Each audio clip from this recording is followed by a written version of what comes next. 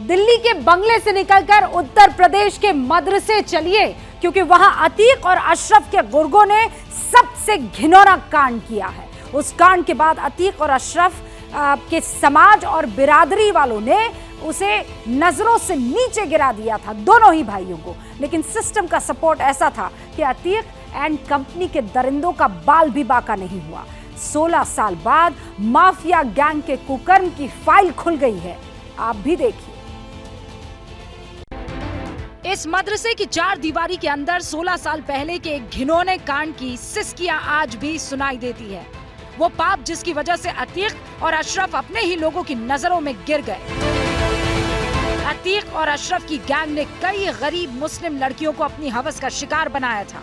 आज उस मदरसा कांड का हर वो सच आपको एबीपी न्यूज पर दिखेगा, जिसे छिपाने के लिए अतीक अहमद ने सिस्टम का तमाशा और इंसाफ का मजाक बना दिया था। 17 जनवरी 2007, महमूदाबाद, करेली, प्रयागराज।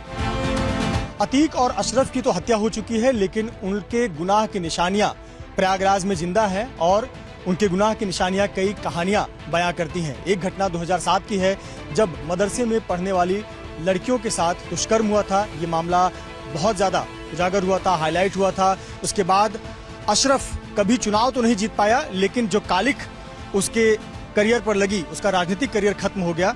पर ये वही जगह है, इलाहाबाद के करेली का ये वही मदरसा है, बालिका मदरसा, गर्ल्स मदरसा, जहां पर 2007 की घटना थी और यहां पर लड़कियों के साथ दुष्कर्म का मामला सामने आया था। मदरसे की 16 गरीब मुस्लिम छात्राओं के साथ अतीक के गैंग ने दुष्कर्म किया। एबीपी न्यूज के पास एफआईआर की वो एक्सक्लूसिव कॉपी भी है।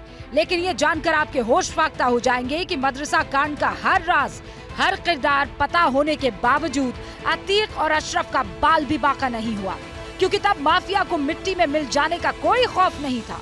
तब प्रयागराज में वही हुआ करता था जो अतीक अहमद चाहता था। जब दो लड़कियां बहुत लहूलुहान हो जाती हैं, तब ये मामला सामने आता है। और एफआईआर का मजाक देखें कि उसमें बलात्कार शब्द ही नहीं आता, उसमें लूट खसोट छीना झपटी जैसी इसको धाराओं को बना दिया जाता है। मुलायम सिंह मुख्यमंत्री थे, समाजवादी पार्टी की सरकार थी और प्रयागराज में अर्धकुंभ चल रहा था। मुलायम सिंह प्रयागराज आते हैं, संगम नहाते हैं और इस बात को सुनिश्चित करते हैं कि इसमें अशरफ का नाम ना आए। दर्जी और रिक्शे वाले जैसे बेगुनाह इसमें फंसा दिए जाते हैं 5 लोग, और जाहिर सी बात है बाद में 5 छूट जाते हैं। मदरसा कांड में किसी को सजा नहीं होती है। गवाहों को लगातार धमकाया जाता है। सब लड़कियां कहां गई, आज तक उनका कुछ पता नहीं। राजू पाल का परिवार हो या फिर उमेश पाल के घर वाले, अतीक और अशरफ के मारे जाने के बाद उन्हें लगता है कि उनके साथ इंसाफ हुआ। लेकिन मदरसा कांड की पीड़ित और उनके परिवार को अतीक और अशरफ की रूह से भी नफरत है। 2007 का जो मदरसा कांड था, उसमें जो पीड़ित लड़कियां सामने आई थी, इस घटना के 16 साल बीत जाने के बाद भी उन लड़कियों का या उनके परिवार की कोई खोज खबर नहीं है। निश्चित तौर पर एबीपी न्यूज के पास जो एफआईआर कॉपी है, उसमें दर्दनाक घटना सामने आई है, किस प्रकार से लड़कियों के साथ दुष्कर्म हुआ था। लेकिन जो पीड़ित लड़कियां हैं या उनका परिवार है, उनकी कोई खोज खबर आज भी नहीं है। कैमरामैन धर्मेंद्र पांडे के साथ मृत्युंजय सिंह, एबीपी न्यूज, प्रयागराज। क्या मजबूरी है मेरी, बताइए। मैं अभी आपको बताती हूँ कि मैंने ओए होए होए होए, नमकीन के चटकारे लेते हुए टकटकी मार के डिबेट शो को पॉज रिपीट कर कर के देख रहे हैं जोगिंदर जी। इनकी तरह आप भी देखें अपनी फेवरेट डिबेट्स को रिपीट कर, और डाउनलोड कीजिए एबीपी लाइव ऐप अपने स्मार्ट टीवी पर।